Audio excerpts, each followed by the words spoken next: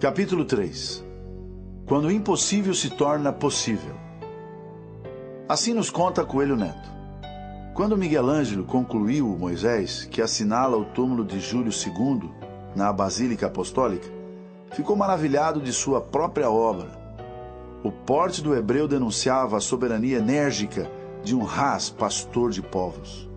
A atitude era a de um vidente, habituado a conversar com o Eterno. O olhar era o de um iniciado nos segredos absolutos e o artista, de olhos fitos na estátua, como que a sentia mover-se. Acendiam-se-lhe os olhos, as flamas da fronte tremeluziam, faiscando.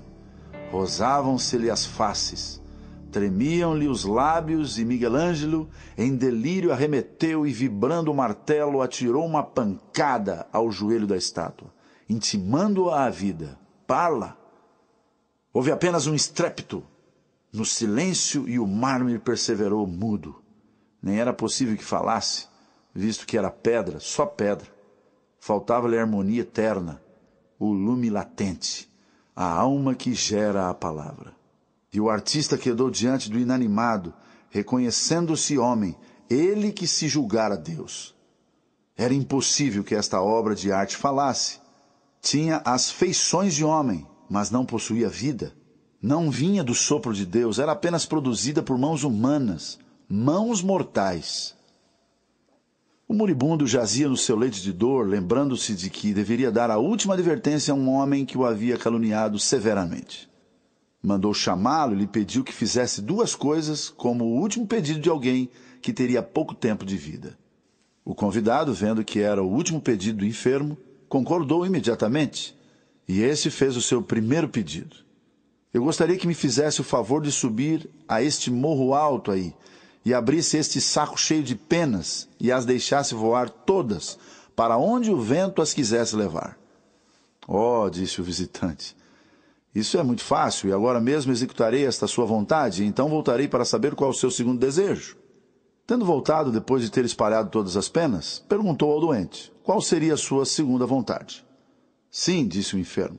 Muito bem, mas agora vá e me ajunte todas as penas que espalhou e as traga aqui outra vez, dentro desse saco, está bem?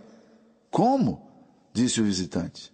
Isto é impossível, pois nunca mais poderei juntar todas as penas que soltei, pois o vento as levou para todos os lados. Bom, disse o enfermo, aqui está a lição.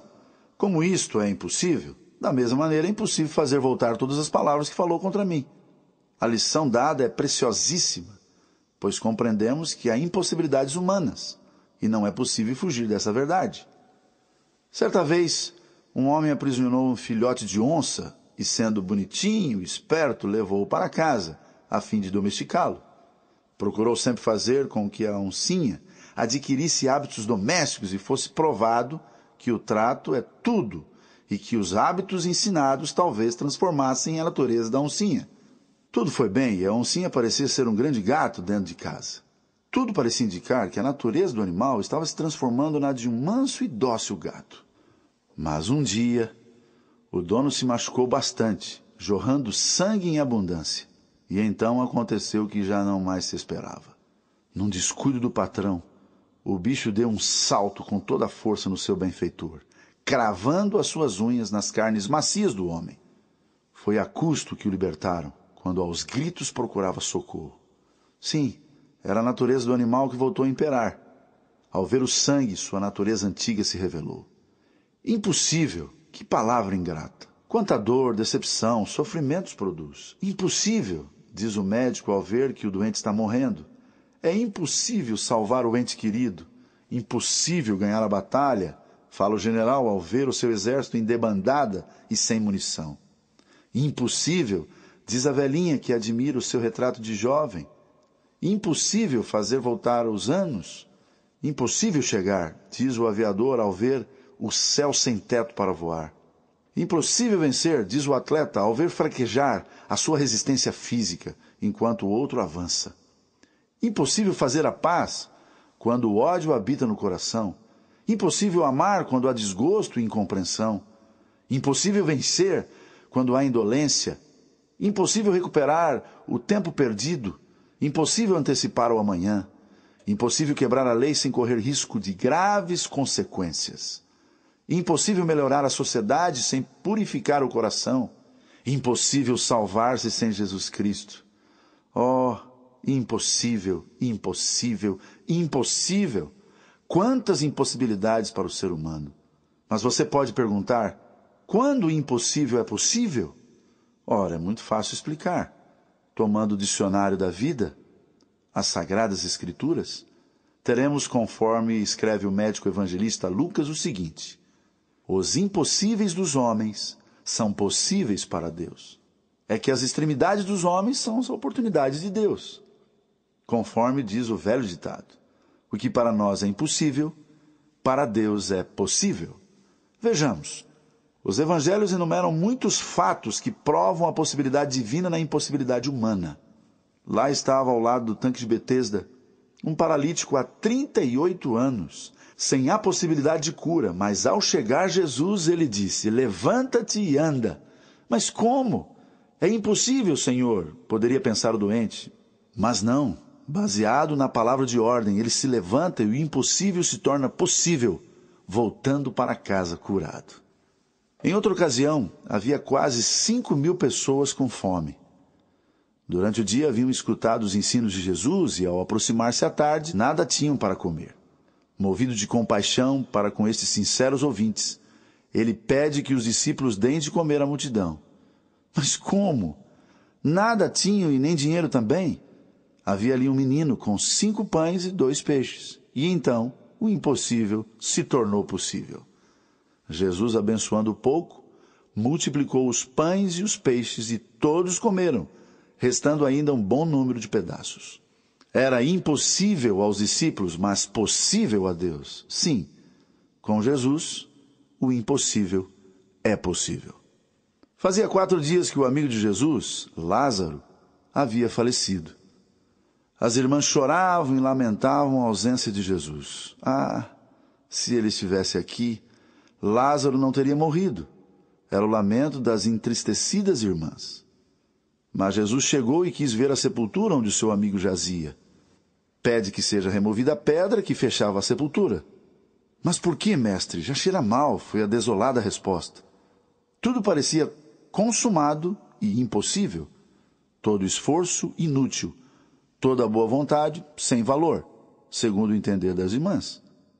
Mas ao ser removida a pedra, Jesus orando exclama: Lázaro, sai para fora. E o impossível se torna possível. O defunto obedece à voz do doador da vida. A morte é vencida e a vida volta onde tudo parecia ter falhado. O apóstolo Paulo diz: os quais pela fé venceram reinos, praticaram a justiça, alcançaram promessas, fecharam a boca dos leões, apagaram a força do fogo, escaparam ao fio da espada, da fraqueza tiraram forças, na batalha se esforçaram, puseram em fuga os exércitos estranhos. As mulheres receberam pela ressurreição os seus mortos. Uns foram torturados, não aceitando o seu livramento, para alcançarem uma melhor ressurreição. Quando temos a presença de Jesus, tudo nos é possível. Quando tudo falha, Ele nos socorrerá. Quando tudo parece perdido, Ele nos salvará. Oh, como podemos ser felizes, sabendo que com Jesus temos tudo. Ele nos dará aquilo que o homem não nos poderá dar, nem por dinheiro, nem por ciência e nem pela força bruta. Mas por que então não recebemos muitas coisas que gostaríamos de ter? Responde Mateus, no capítulo 17, verso 20. Por causa da pequenez de vossa fé, porque em verdade vos digo, que se tiverdes fé como um grão de mostarda, direis a este monte, passa daqui para colar, e há de passar, e nada vos será impossível. Naturalmente, somente poderemos receber das mãos de Deus o que pedirmos, se andarmos nos caminhos do Senhor e cumprirmos com as suas exigências. Temos que trabalhar, nos esforçar, porque o Senhor não fará o que nos é possível fazer. Apenas, quando tudo falha e nada nos resta fazer, então Ele fará o que nós não podemos fazer. Também não nos dará o que é para o nosso mal. Pois Tiago esclarece: pedis e não recebereis, porque pedis mal, para o gastardes em vossos deleites. Portanto, é preciso viver em conformidade com a lei de Deus, ser filho obediente e pedir aquilo que é para o nosso bem, e então receberemos tudo aquilo que seja para a nossa felicidade. Amigo, quando tudo falhar, olhe a Jesus. Cumpra seu dever. Peça com fé e esperança, confiando em que Ele não o abandonará.